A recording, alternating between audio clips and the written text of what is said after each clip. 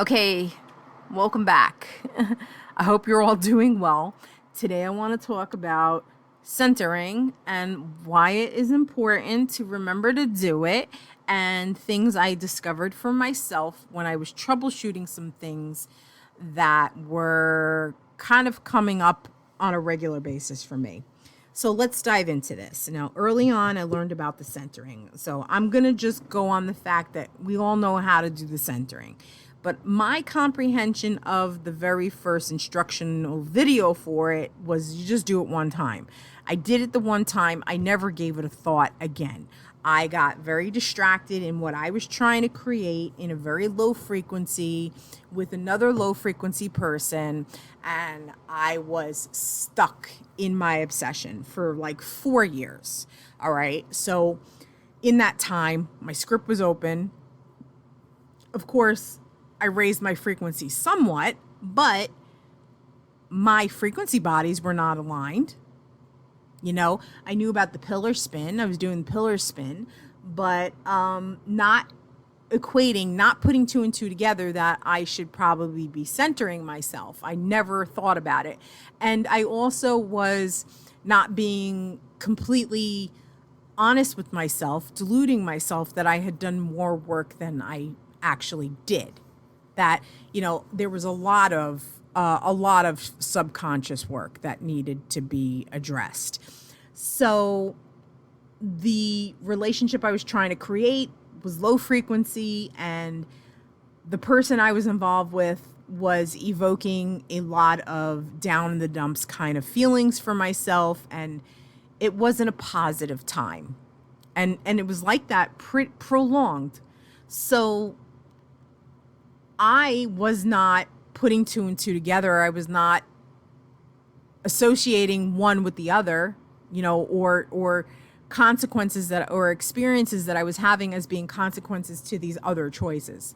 That wasn't factor for me. But I was experiencing very kind of traumatic, problematic, unwanted experiences in my day-to-day life, in my working life, being outside, being a driver, having experiences where 4 different times my previous car was crashed into. I was hit by a drunk driver one time. My person was fine in all of those instances. It's just that my property was damaged multiple times over. And also people like in the crosswalk on a green light trying to cross the street, or not trying, actually crossing the street, walking right in front of cars on a green light. And these kind of things were very jarring, very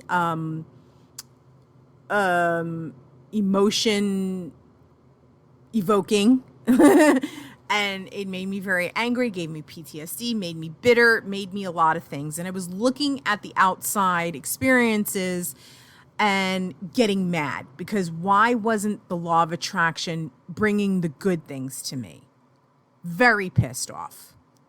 Not really pointing the finger back at myself and realizing, hey, you're not doing the work. You've got a lot of subconscious program. Your frequency bodies are all over the place. I was not blissfully, but I was completely unaware. So it wasn't until I finally started to break free from that person about 2 years ago that things started to kind of click for me, and I started to have a little bit more clarity about things.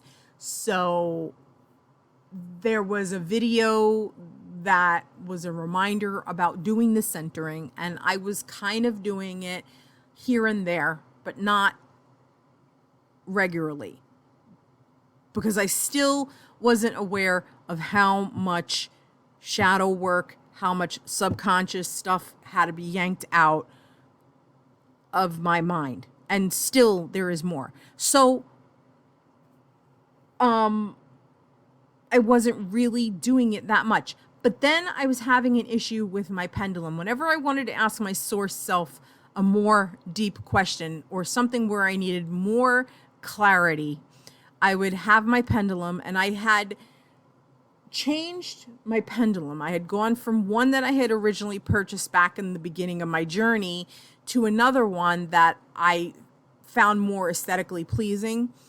And what I was noticing was that my pendulum was constantly swinging in the wrong direction. Now, I know that when you change frequency, there is perhaps a tendency that the pendulum can temporarily change its direction. However, I always have my pendulum on me. It's always on me. And I have quartz, I have a clear quartz crystal with it to keep it cleansed. They're always on my person when I leave the house. When I'm home, I have it sitting on its silk pouch, but it's never far away, and I will consult it through the day. So I'm always handling it, but it's always been like on me when I'm gone. So anywhere from 8 to 10 hours out of the day, it's on me. It's attuned. So the fact that it wasn't lining up with the responses that I had programmed it, or that it originally, the way it was oriented, was problematic, and it was happening every day. My pendulum was changing direction every day. And I was like, well, this is not a matter of me jumping in frequencies. That's not happening. It doesn't happen that quickly. Like, I'm not going up in frequency that fast that I would be affecting the pendulum like that. So then I thought, well, maybe my cell phone was too close to it and it was erasing the programming, like it was messing up my programming. But I had programmed it so well so many times that that wasn't the case either. It was very well programmed. What I finally had clarity of thought, obviously my source self gave me the thought, was that I was not centered. And so I made sure I was centered. I centered myself, and then I asked for verification for a yes or no answer with my pendulum, and all of a sudden the pendulum was swinging in the proper direction. And so that's when it clicked for me that even though centering is a temporary thing, I mean, it's important to be centered, but as far as temporary aligning your frequency bodies, it'll stay that way for a few days, depending, unless something pulls you out of it. But that was my first clue that, okay, my frequencies are not aligned, and that's messing up my answers. That's messing up my connection to my source self. So ever since then, I'm very mindful. And whenever I leave the house, I always check that my pendulum is giving me the yes or no answers the way I know them to be. If I'm not getting my answers coming in the right orientation, then I center myself. I check again. I confirm, am I centered right now in my now moment? If I am, then I know that it's okay to leave my house, that I know that I'm good. I'm going to be even keeled and everything, and I'm going to have a decent experience, because I've had so many very unpleasant experiences that have thrown me off, that have triggered me, and all of that. And when I've made sure that I'm centered, there's less likely of a chance that I'm going to be thrown off guard with something. Like, I will be more mindful of what is occurring where there is a script. I mean, because it becomes so obvious. And so I see the script as it is, and I'm like, okay,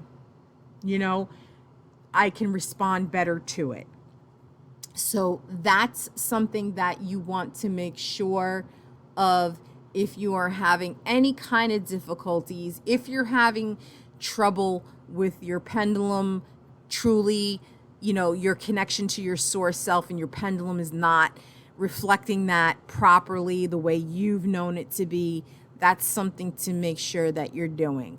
And the fact that your pendulum is not lining up the way it should be is an indication, obviously, that you have more subconscious work to do. I mean, there's always going to be more work to do, right? There's always going to be more work to do. So that's all I really wanted to share. I hope this will be helpful to anybody who may be having difficulties in this arena. Okay. And that's how I'm going to leave that. And I will see you in the next video update. All right. Take care. Be well.